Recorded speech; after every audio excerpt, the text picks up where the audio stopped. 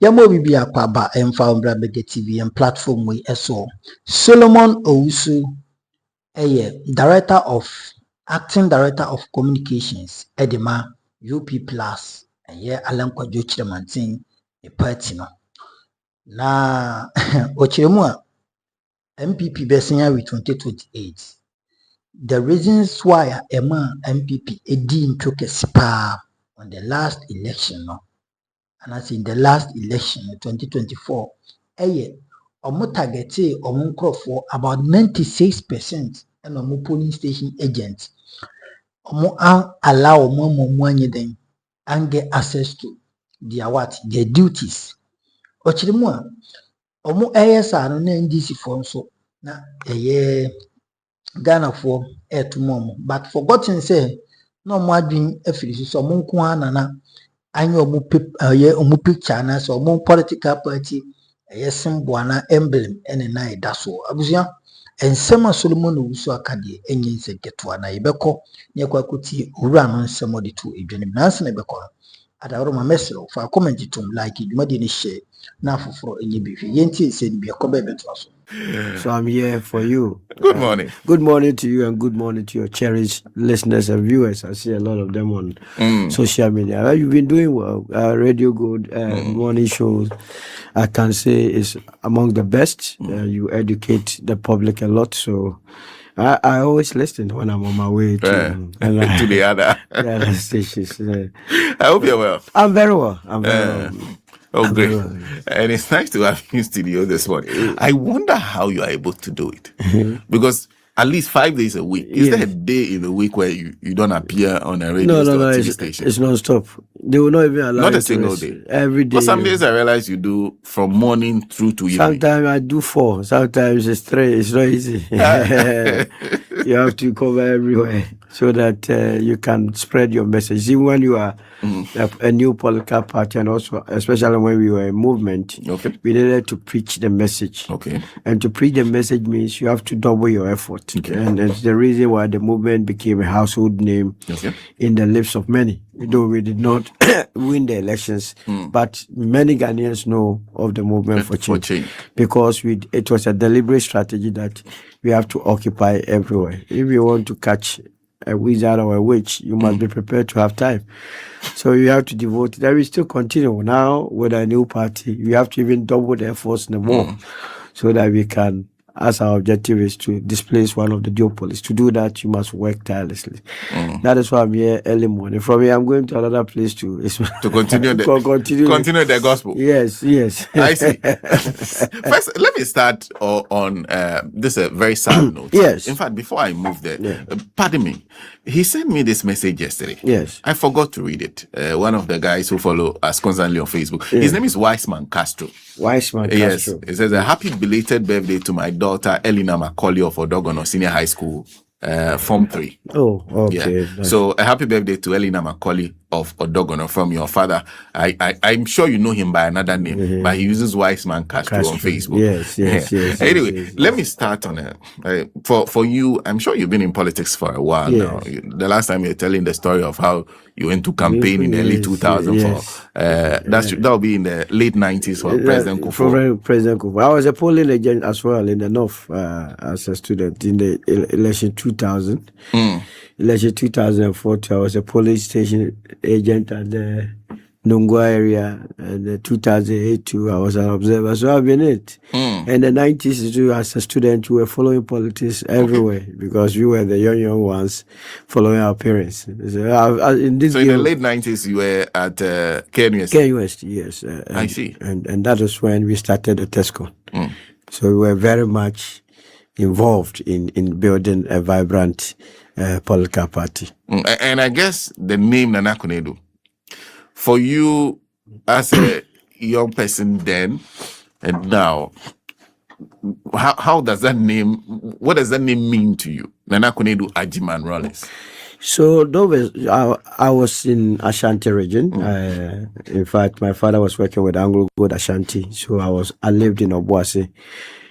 Let me tell you that in the entire Ashanti region, they thought Nana Konadu was the real power broker in those days. and that some refer to her as a witch, that she was the one that was not allowing us to deal with Rawlings in toto. She was a formidable figure. I mean, I could remember the 31st December Women's Movement. Okay. And one unique thing about them was that they had daycares. It was so common. I mean, if you were a woman, and that strategy, I don't know how come political parties lost it. Okay. But the United Party will have a way of bringing it back. If you had, women are in the majority in terms of our society. And if you're a woman, the probability of you having a child is very high. So, say, catch them young. She will come and open the daycare center. Definitely, you will send your child there. And all these daycare centers were named 31st December Daycare Center. So it propelled her name. Every household knew of. She became so popular. And because of that, a lot of people, that women that hitherto were not interested even in mobilization and advocacy, started. In my area, for instance, women started. They would go and put on the red. I will show you that I'm Nana Kunedu. That's what they were saying. Really? Yes. I see. So, I mean, for you to, she has really played a role in Ghana's politics. You can't take it from her. The vibrancy of our politics also, she played a crucial role in it. That yesterday when the news came, it really hit me that this woman, what I like about her is her dancing. When you meet her in the public, she will dance to you right now. And she's always cheerful. Yes. So cheerful. Yeah. Always wore a smile. And very detailed. And straight to the point. So now if you commit an offense, right, she will tell you. I think that's one of the traits that all of us must learn. She doesn't want to harbor all these. She will see you and tell that that's why you are wrong. And that is it. She moves on. Straightforward a character. And I think that Ghana would have to remember her in a special way. No matter our political differences, she has really played a part and paid her dues. I remember one advert, send your girl child to school. Yeah. You know, in those days, I mean, our cultural settings didn't allow women to or girls to go to school. Deliberately, they introduced our send your girl child. It was an advert, and it is one of the reasons why today, if you were to go to most of these schools, Women outnumber men nowadays. they outnumber them and they outperform them. Like anytime I go to speech and prize giving days of Miss schools, sometimes I wonder, first 10, you could have only one guy in there, but he is even placing 9th. Yeah. First 9. They are all, it's all women. You go to our universities, they are the ones getting the first class.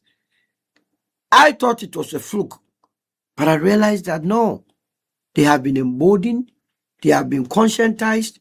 Society, led by Nana Kunedu, has really, really tuned their mind into positivity. And I have never seen any first lady, quote me anywhere, first lady who was so visible, who was so an activist. She was an activist everywhere. In those days, in the early 90s, every village you will see this woman. Yeah. She really helped the husband. I'm telling you, because the kind of antagonism, the kind of propaganda that was unleashed on, especially those of us who were in the Ashanti region, on Rawlings, sometimes Rawlings will come on television and say, hey, switch it off. It took Nana Kunedu to gradually change that perception with the 31st December Women's Movement. I see. And she did it perfectly. Getting people to be supporting. Really, I'm telling you, even on campuses, the University of Science and Technology, it was almost near impossibility. Thing that they claim today they are vibrant. They were on Kenya University campus, but they couldn't come out. You would be doing your turn in your room, and not outside. You have to keep your membership to yourself. You are going to explain it to who? Who?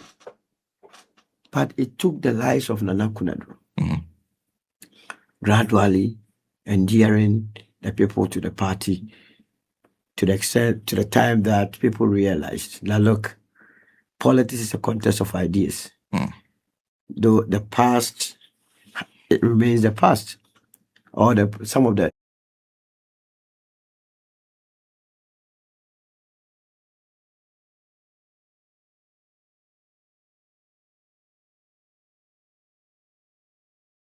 things that were being said about Rollins were propaganda.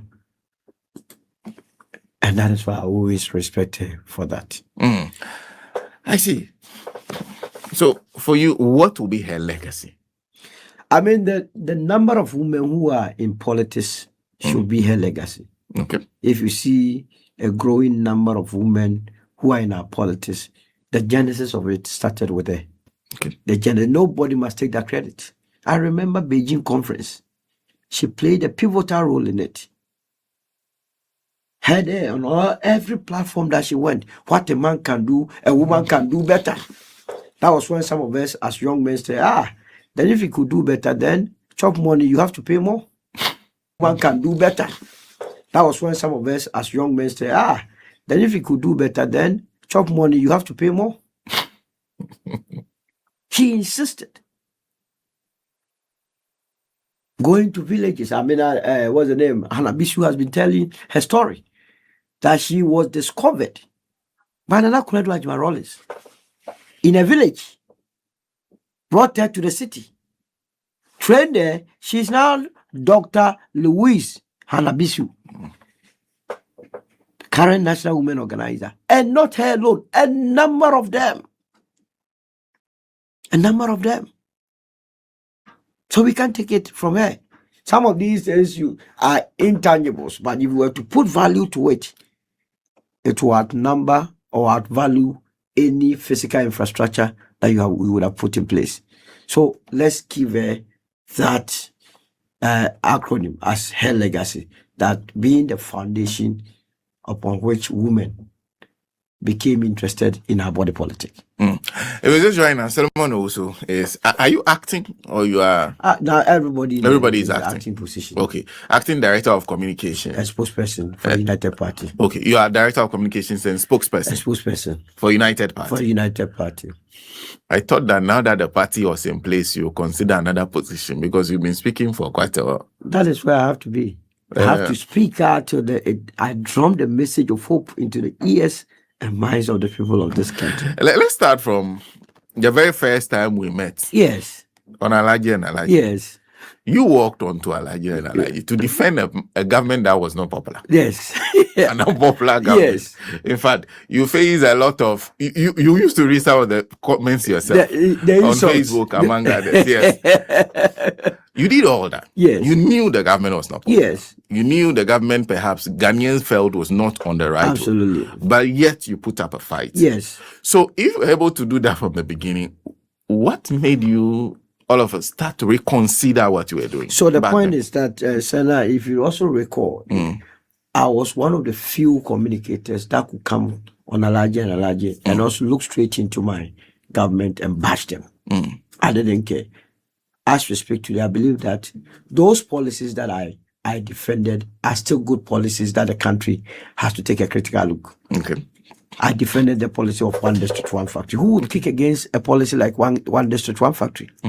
If the idea is that every district must look at where it has comparative advantage to develop a factory so that it can absorb the teeming youth or create employment. Why would I kick against such a policy? Okay. Growing up, I saw a number of women, including my mother, though my father was very helpful, that sometimes they could struggle in paying the school fees. So if you are bringing a policy of free SHS, I will support it. My original position on the matter was that, yes, we must try and identify those that are needy, but at least those that have what it takes must be made to pay half. Okay. Not to pay, or at least they would have also enjoyed some rebates. Okay.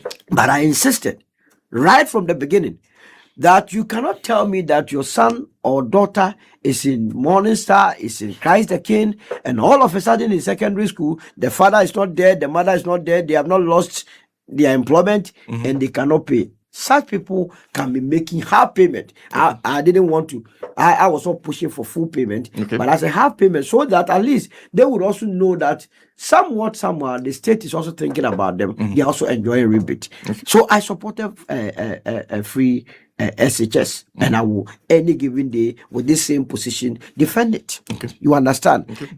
Planting for food and jobs on paper is a very good concept. If you are planting for food, it means you are not going to import more. And if you look at why our city depreciates, you understand, it is because of the huge import of rice, sugar, and so on and so forth. So if you tell me that you are going to embark on a policy or a project that would ensure that we have food security, why would I go and say that it's a bad thing? But the reason why some of us felt at the point that, look, we have to live beyond the internal nuances of politics was that we realized that it was becoming a talk show. On paper, the policies looked good, but the implementation on the ground was so terrible. We had fought this thing within since 2007, that the way and manner we were going about our things wasn't good. We must change. You see, you need to put up a fight internally first to try your best to try and change the system. Now our politics have become, we have had a lot of bootlickers in our politics. When the thing is even wrong, before it is benefiting a lot of them, they'll say, oh, no. They will give you beautiful reasons why they think your position is wrong. So we realized that we were not going to succeed. And that is how come in 2023 we left the party. So from 2007, you've been pushing. We have been pushing a change agenda. That they must go back to the original ideals and principles of the party, and for that matter, what we intend to do in government. What were those ideals and principles? So consensus building. Respect for divergent opinion. You understand? Honesty. It's a key trait. Honesty. It is missing in the party. People now they lie with ease, blatantly, so that they know that this is white, but they will tell you that it's black. So we felt that we couldn't be part of a system that we are not honest. If we had done all this consensus building, you cannot claim to be a vibrant political party that do not believe in consensus building. Because you can never have it's not always that you have your way. You have to give out something to get something. But by the time we were leaving the party, I don't know whether now they have changed. It was all about me. I said this, that is it. That's the leader of the party, like Kufadu. That was what he introduced into the party. And if you did not agree, what will happen is that attacks are unleashed on you. That's why I come and saw these invincible forces and all the tax that you could think of. But we didn't start this party with tax.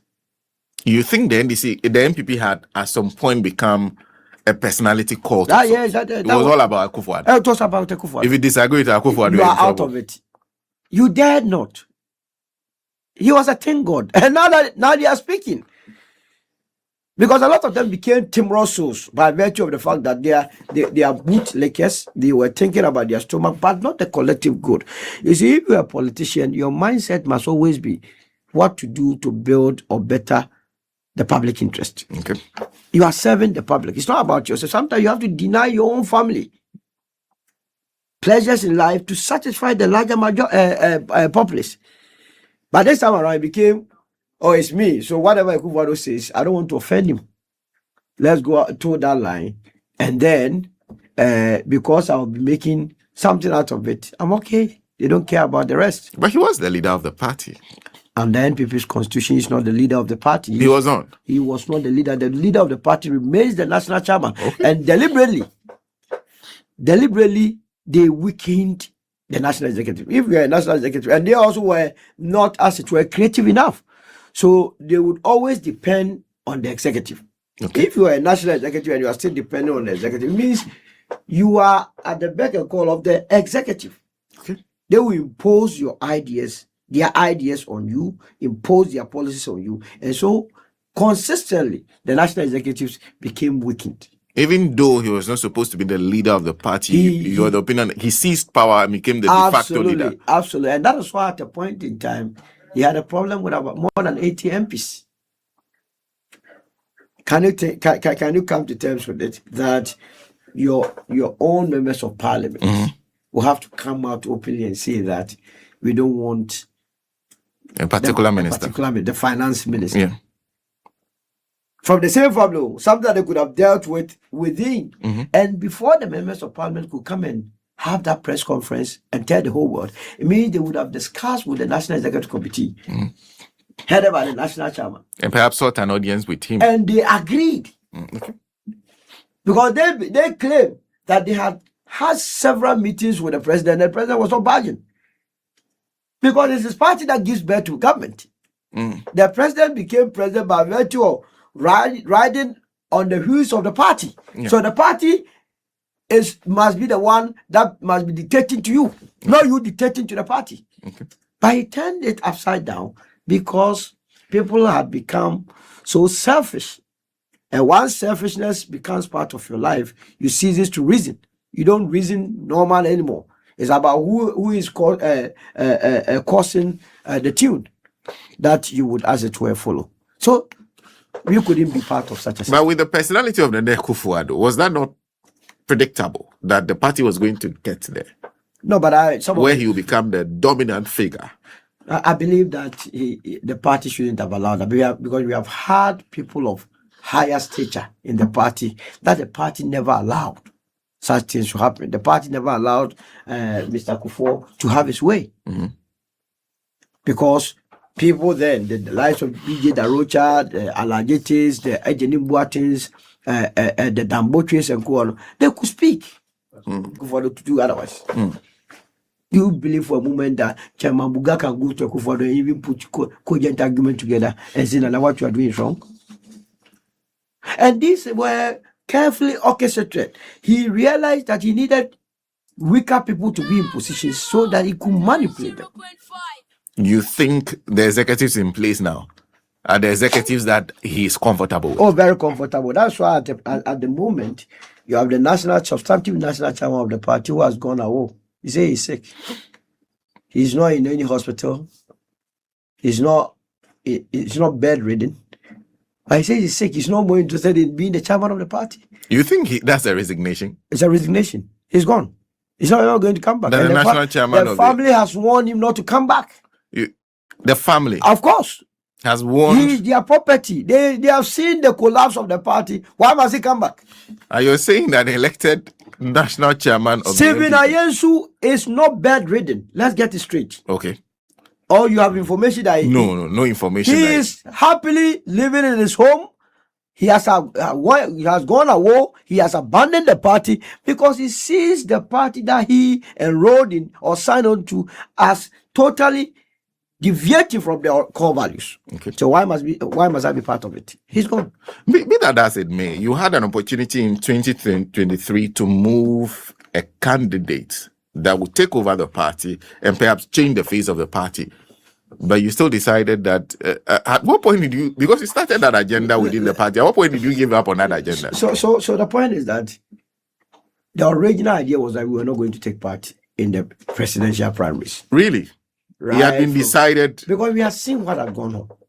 You know, the basis of any credible election is the polling station elections. The delegates album, as you call it. Okay. And we have seen what they did to the delegates album. That they just went around, commissioned bootlickers within the various constituencies. They will come, send a number, they look at you, they put your name there. They go on, you see, my constituency is Okakwe South. You go to Kaneshi Market, you see the people that sleep outside there. Yeah. They will go there and then register all of them and put them in the delegates album. Really? I am telling you, I went to court severally on that matter. You took this matter. Look, if you go to Okakwe, go to the courts. The number of times that I went to court, at a point that Gary Nimaku became so frustrated with me. And I told him that, look, Gary, I'm not doing this for myself. Because you probably do not know the genesis of this party. You did not have the benefit of going to Sobayiri in the Jirapa Lambusie district to be a polling agent in the 2000 while you were faced with death and you defied death. You came to join it at a point in time without any struggle. So you don't know what people have gone through. You have not seen a tipper truck run over people in Bekwa in 1996. I saw it. I was at the rally. So let's do what is right. The concept of a polling station executive is so crucial, because then you become the apostles of the party. That if you have credible, honest, and then highly qualified polling station agents, or no, polling station executives, your work is cut out. They will be doing the campaigns at the local level. So why don't you get the right people, let them go through the elections or selection process, so that the party could be vibrant at all times? There's no, because of their parochial interest. One, for purposes of electing their flag bearer, their choice of flag bearer, and two, who become the parliamentary candidate. So we have seen it.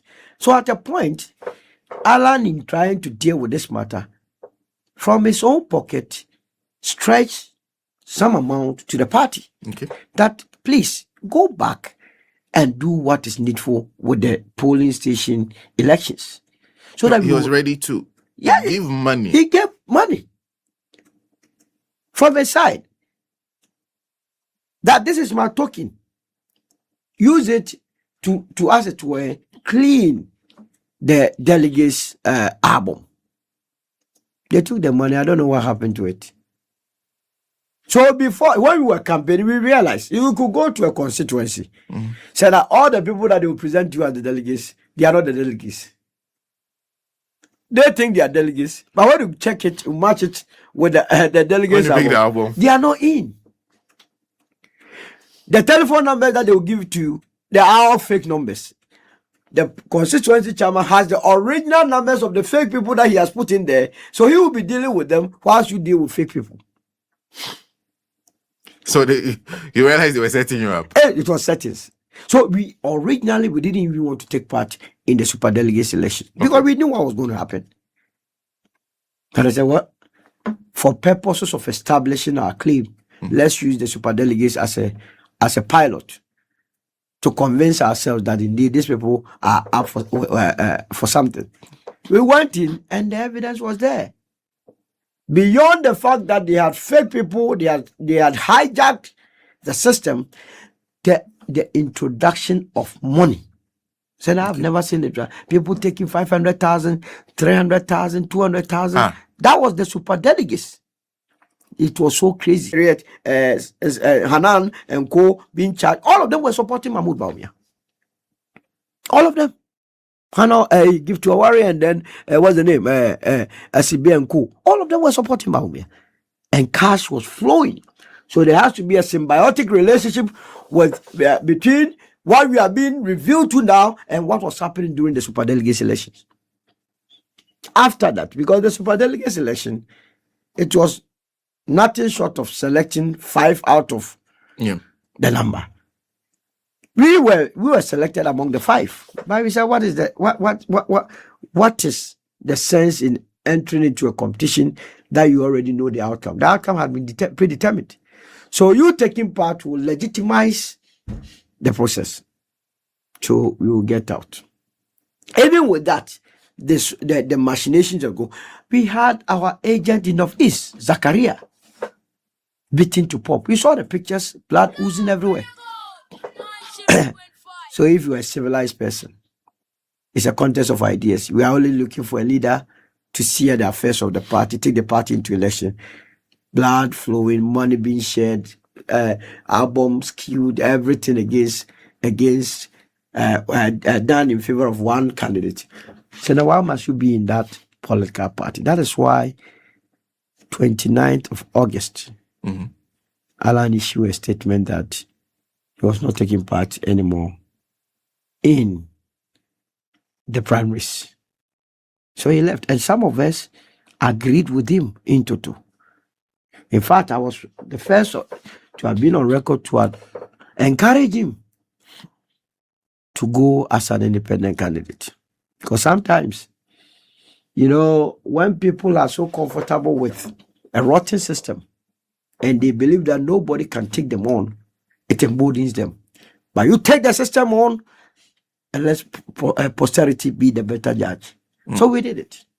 And you did that with the Movement for Change. We did that with the Movement for Change. Now, what would you say? Because when you went into the elections, Yes. there are those who say the results don't speak to the strength of Alan. Well, how do you respond to No, that? I mean, it's out. They don't know what really happened in election 2024. And in the coming days, Senna, we are going to do a fully blown expose on election 2024.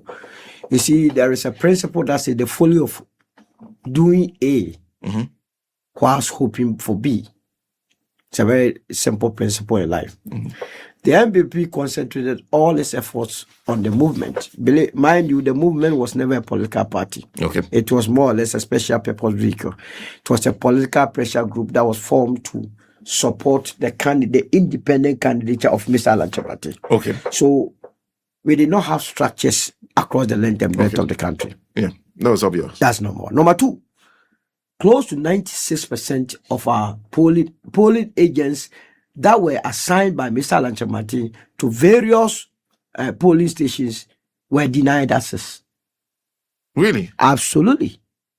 On the election day, they were denied. Close to what, 96? 96% of our Alan's polling agents were denied access. Why? He was a candidate in election. Absolutely. Because you see, the moment Alan said he was going to contest as an independent candidate, the NPP came out that Cheddar would beat Alan. Didn't you hear that? Yes. The days leading to election. Yes. Oh, Cheddar will beat Alan. Cheddar will beat Alan. We have heard wound to me on tape. And that's why it's a public record. Say that, yes, the people who vote for Alan, but the votes will not be counted for Alan. So that's why the folly of doing A was hoping for B. They were hoping that by denying or rigging against Alan, it will inure to their benefit. So they concentrated fully on Alan, forgetting that it was not Alan alone who was on the ballot. You're saying that NPP strategy Was against Alan. It was all about Alan. And they missed the real threat that they had. The real threat was there.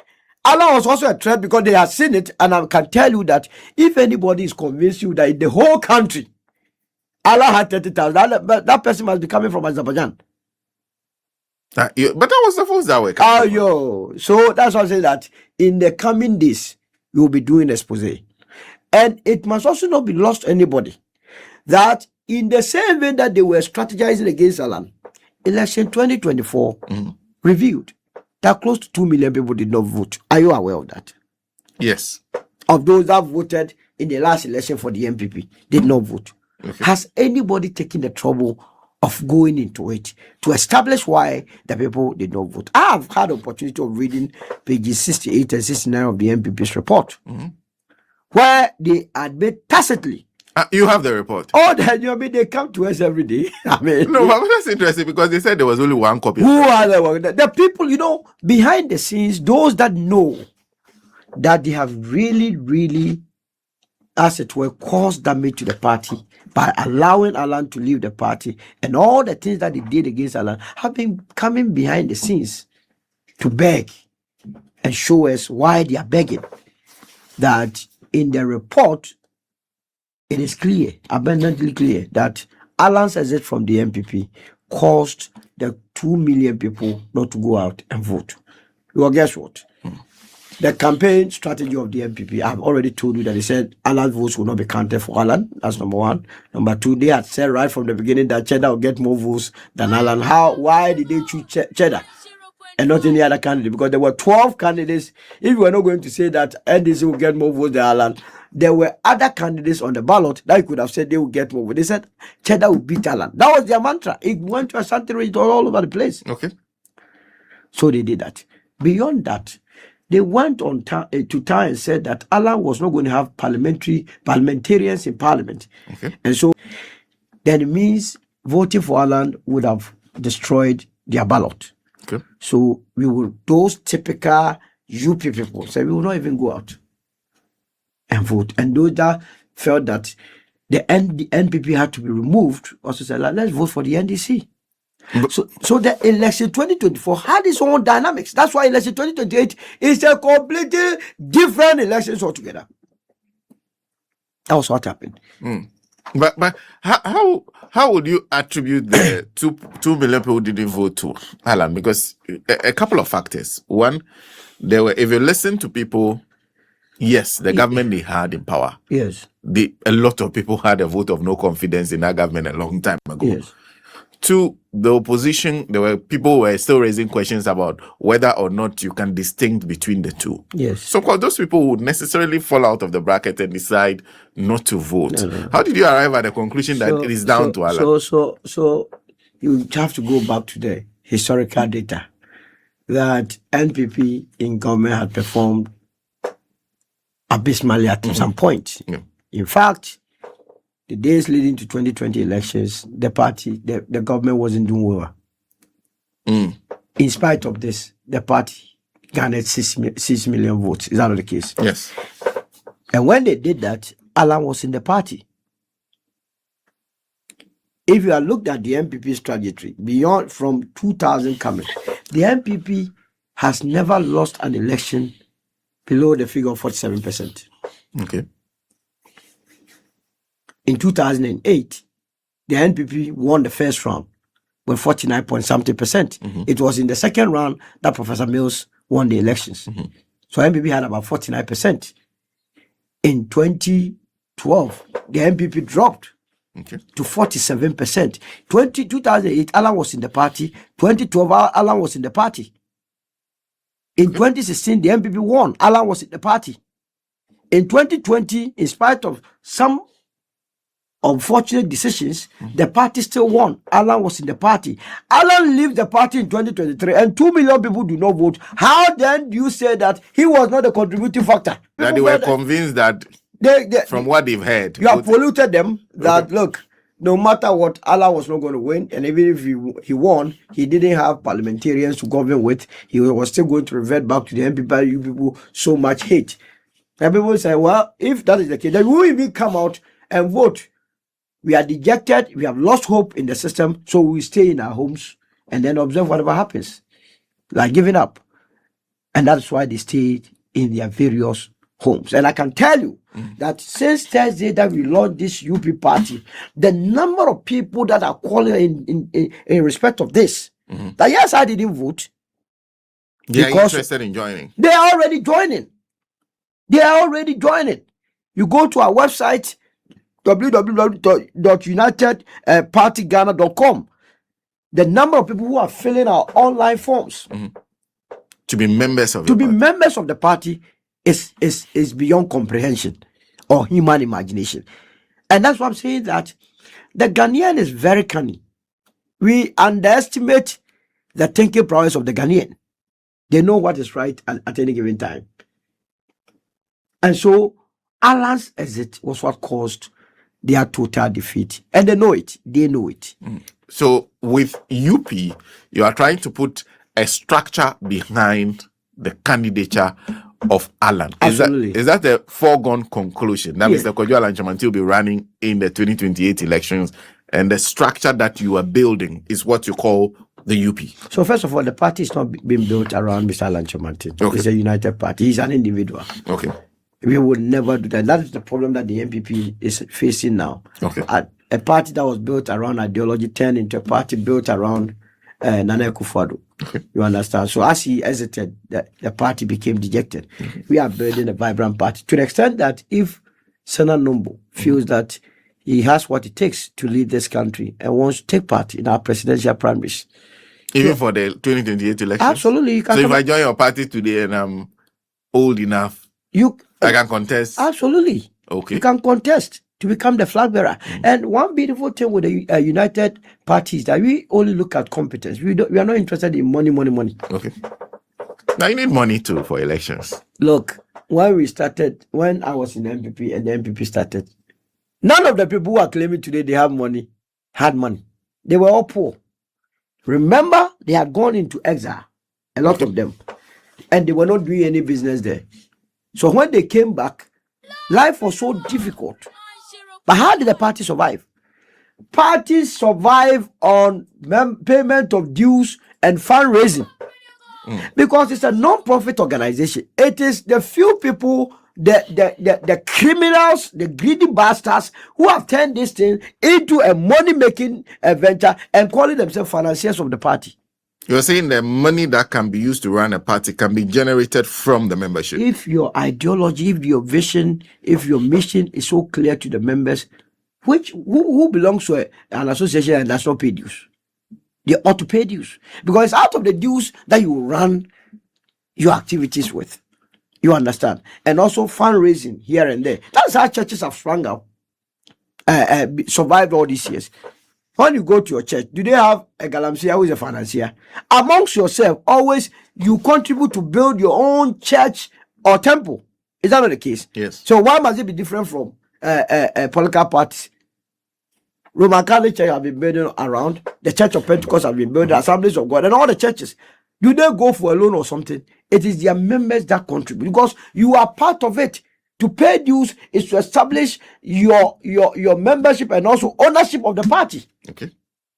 And people who are intend to join the United Party or have joined it, do they understand that? That is what we are preaching to them. You see, it's reorienting the minds of the people. Let's face it, the two political parties have muddied the waters. Okay. They have created the impression that payment of dues is not necessary, because once you taste power, and the interest is that both of them have tasted power, so at least they've been able to build some few members amongst them to be rich.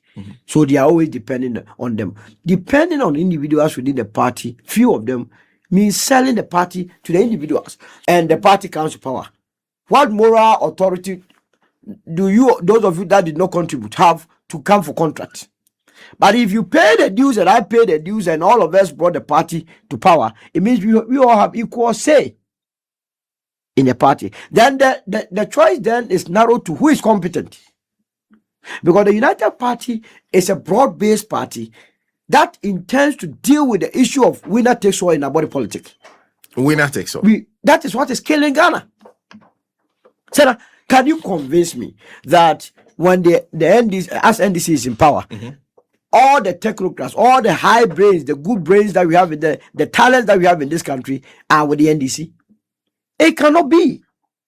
We have people within the civil society organization, lecturers and so on and so forth, who are very good, but who do not want to be associated with political parties because of the way and manner we do our politics. But they have something positive to offer to the people of this country. Why must they be left out of governance? These are people that the United Party is coming to liberate. Women and children. Women are vulnerable in society. We believe that with the right strategies, we can attract more. How can you leave the greatest percentage of our population out of your decision making? Women are more than men in this country. Sure. And who is representing them? So they will be amply catered for, and we would encourage them to be part of the United Party. The youth. We have a very youthful population, Ghana. Now the problem is that we are churning out more graduates with less jobs.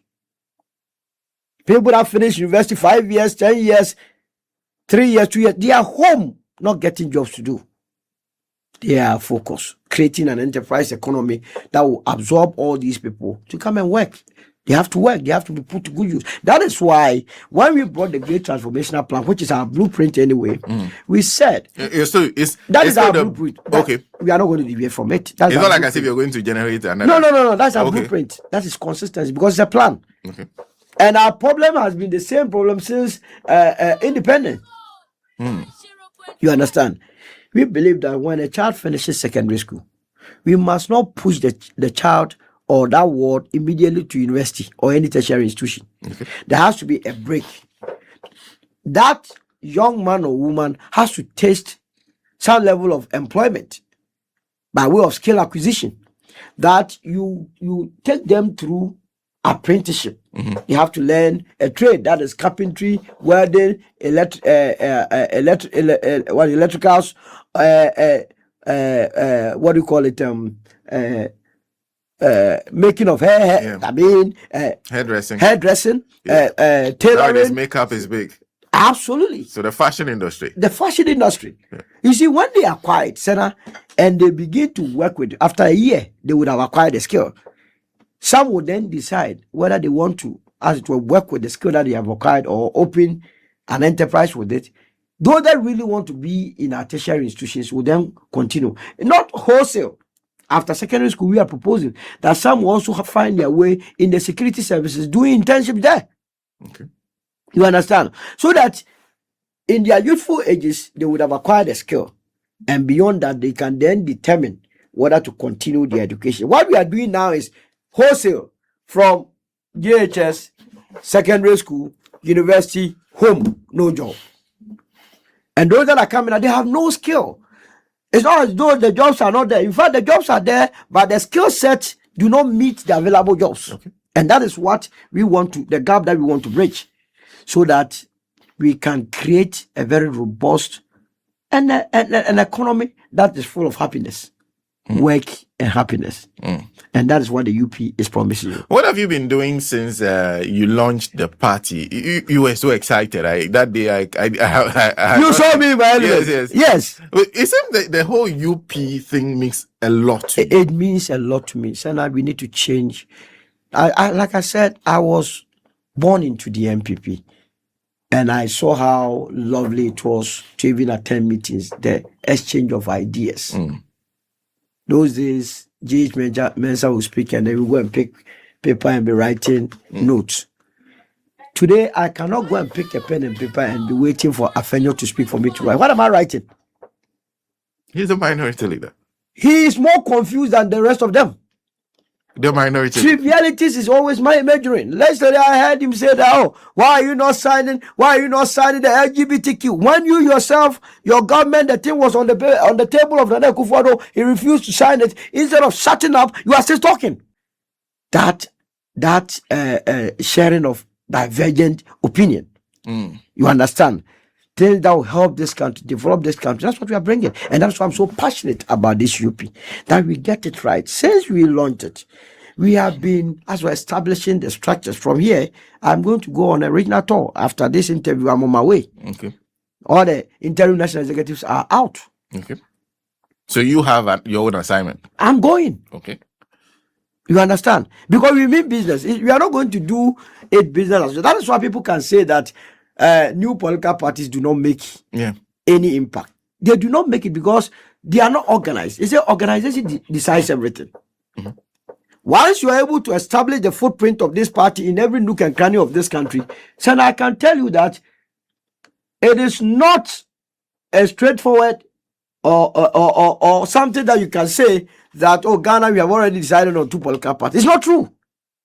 If that were the case, I'm telling you, no independent parliamentary candidate could ever win any elections. Because wherever an independent parliamentary candidate has won an election, there has been NPP candidate and there has been NDC candidate. Is that not the case? Yes. So if the assumption or the what do you call it? The position is that while there is NPP and NDC, the Ghanaian will settle on these two. Why then would an independent candidate win?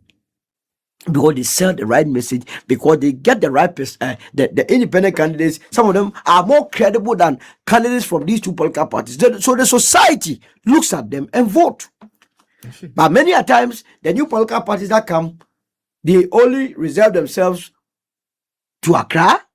They don't go to the nook and cranny of this country to sell their messages. So you intend to have structures all around?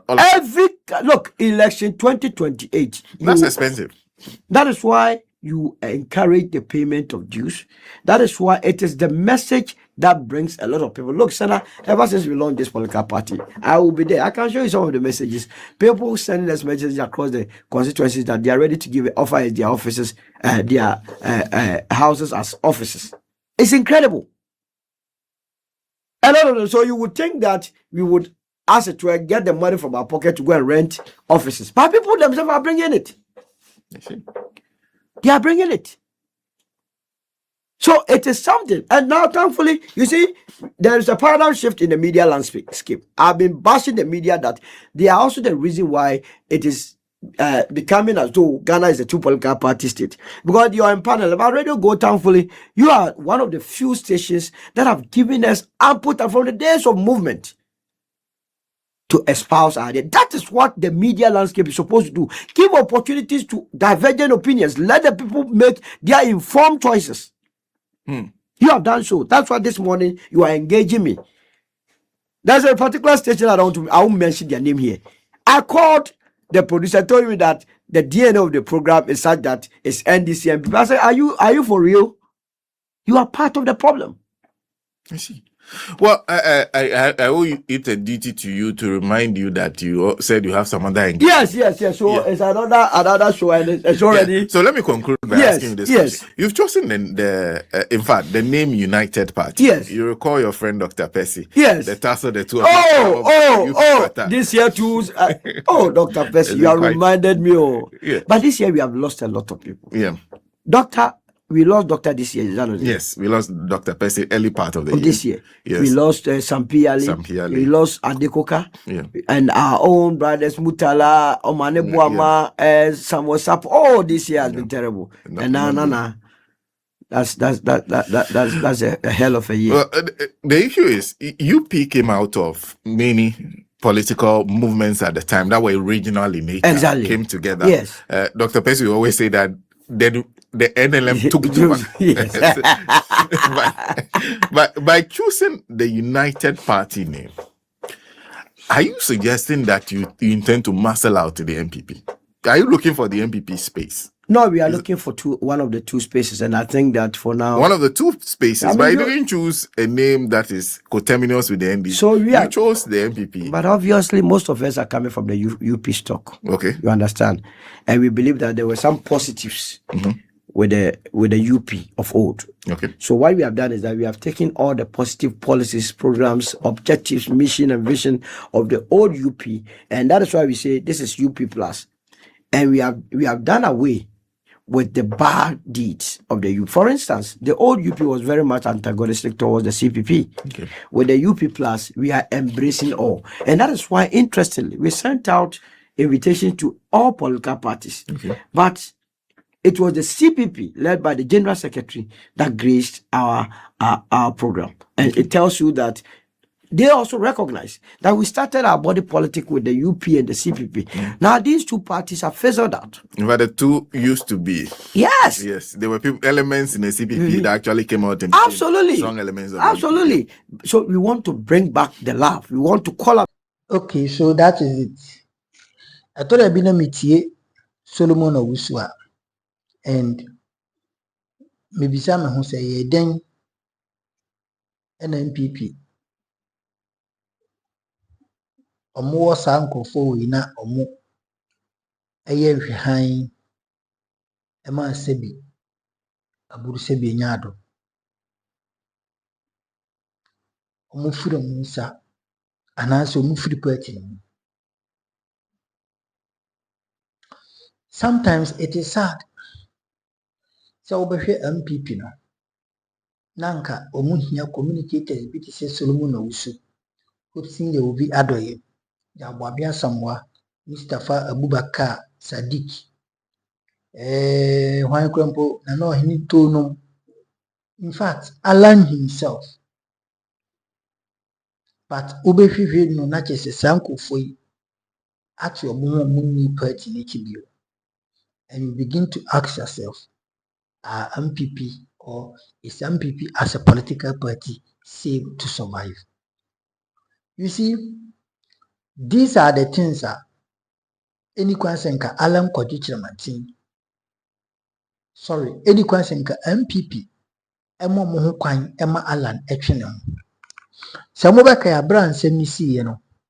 Chairman Sabunsu eba mountain so was it Chairman Sabunsu? No. Stephen Ayensu team.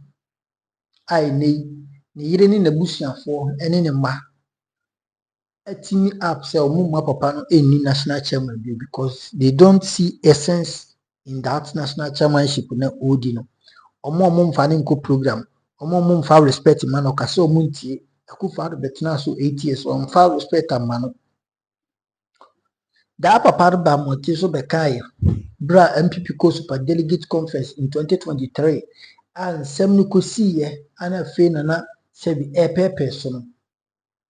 Papa no beka say oni ala na hia na alam say on free party when show any sign dia. Meanwhile alam ba montie so beka say enye no kware.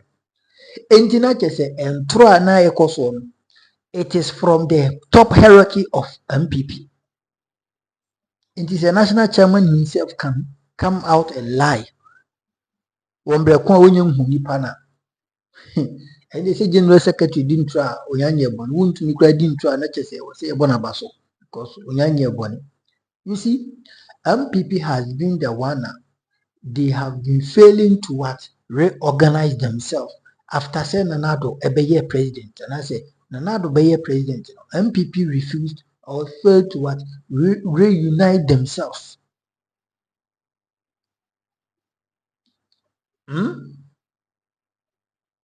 Omo failure say no mbe come ho bom. Na se nkomo timi ye that simple task na ekanye ni se ne party ni agija. Ekanye ni se ne party no sebi we nam ha we ye ne di. And anyway, the kind of sebi ebusi benyado entity mu aba MPP mu. And then the kind of disintegration, the kind of kasa sebi edana omo wo mo eneni na article. To the extent that MPC benin me sorry, be declare more stance edema candidate be bromia. Na bisa ho say sa omoto obani wia na wo yewura candidate Japan a wo one declare support ama no. Ubetimi akọ constituency and ubetimi afre na ka che so mbra no bebo. You see, at the MPP for an adwin ayanam dwin wa me say and they thought say omo ya de papa. Unknown say they are harming themselves. Say MPP ekoswa isi ya ebeche papa anso bomba abamu. Say NDC yirom ho enso koswa isi ya enje NDC for betina bemwache. The legacy na Mahama Pesuja na Hoyura president. The NDC koswa to us even after 2028 winning election for them. That's what mutu aswa obi di enim e brand ho ase etoto niam yie know how to talk to people. And then we video be na my very emotional. Mahama oko share disabled. And now no age pictures. I think so launch a year free tuition free demand free university demand a year SHS now. Sorry, various universities now.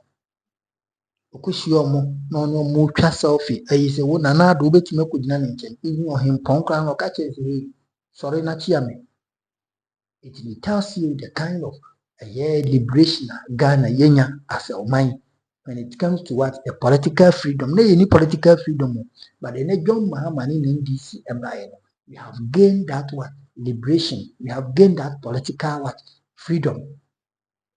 And it is almost why I say MPP will be in opposition for a decade because they have never shown any sign say they can rule this country. Concerning a year one cassa or the woman see to try and pay the moment, the woman see year one. Just a lot of things are going on.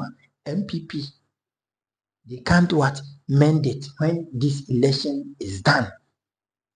On 31st January 1st, 2020, 2026 elections, primaries, flagship elections.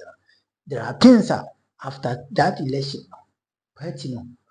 Someone be a party, a bewuli, a besama sort, won't say, a behurisa. Ain't sebi, MPP among you, dear. And painful a mumu the equity, Montanas, Namusha party no. Because ye can say no. I was seeing a strong opposition. Or the only be among person baba and Munya strong, Namu Machi NDC for good, na am charge you. What you say? And this is say UP for also so wide or mappa. UP for so mappa. It is some of your mom person baba and Munya just strong political party and family. Namun position, Namun Machi, the ruling party, that's all. And before that is all any here for more. Chidawabi conversation. Mahano remains number 1 authentic platform. Solomon also acting director of communications at the UP plus a year alarm condition maintain the United Party, and I'll say in Chidawabi Yakupon Koso, Macron. Bye bye.